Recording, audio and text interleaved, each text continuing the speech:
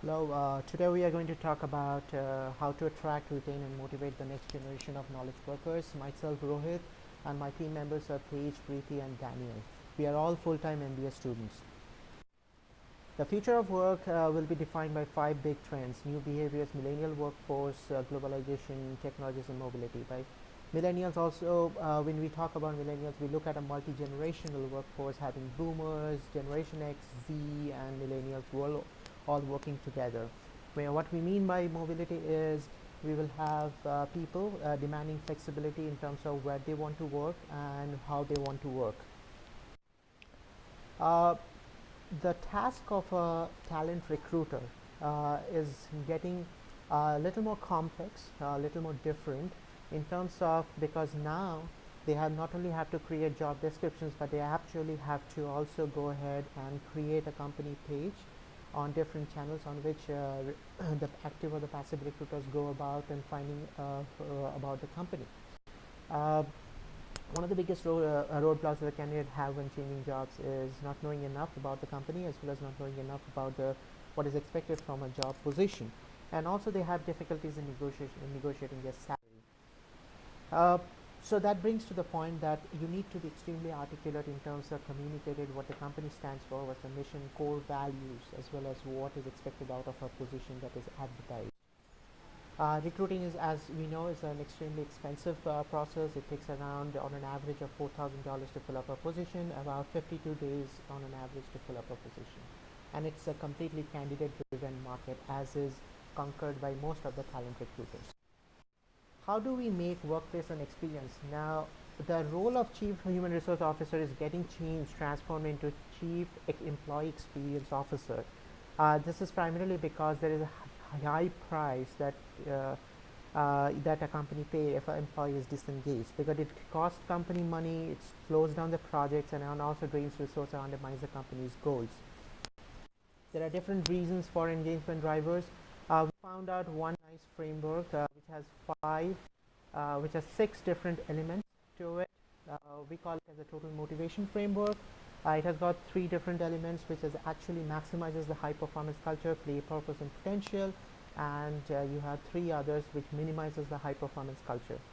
By play, we mean that you are motivated to do the work, you enjoy what you are doing, and you find a purpose in your work. These are the 2 most important things why an employee remains engaged to his or her work. Amazon is a brilliant case where no matter what's your level, you are encouraged to come up with ideas. In fact, the drone came up from one of the ideas from a low-level engineer, and it was adopted. And this is also one of the reasons why the first 3 elements are very high for Amazon and the others are pretty low, and that's the reason they keep on churning innovative products every month almost.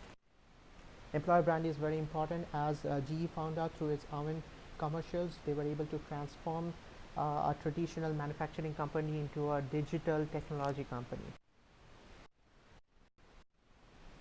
Workspace design very important as well, because it works, the way you design your workspace will either will also play out a critical role in employee engagement. One of the things that needs to be done is to structure the incentive of the real estate professionals around how much their designs and their ideas results into collaboration and creativity among the employees, and not by how many people they can cram into a small space.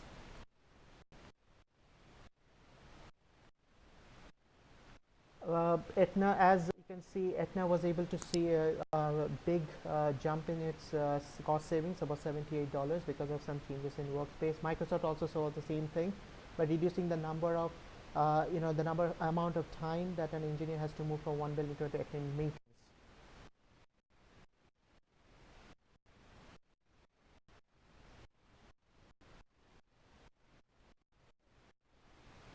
The next slide talk about connected workspace, how Verizon and Walmart was able to reduce the learning curve of the, like, fostering continuous learning among the employees. Apple Analytics, most of the recruiting are happening all data driven, so that you are making an objective decision about your recruiting policies.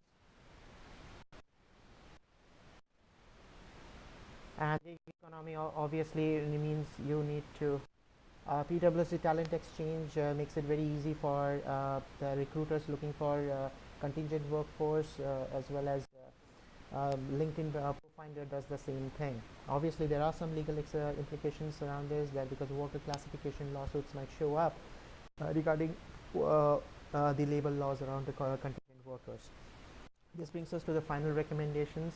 As I mentioned with the beginning, for a talent recruiter, it is very important to help the candidate discover you well before they apply, and also be very specific about your communication about your culture, values, and career.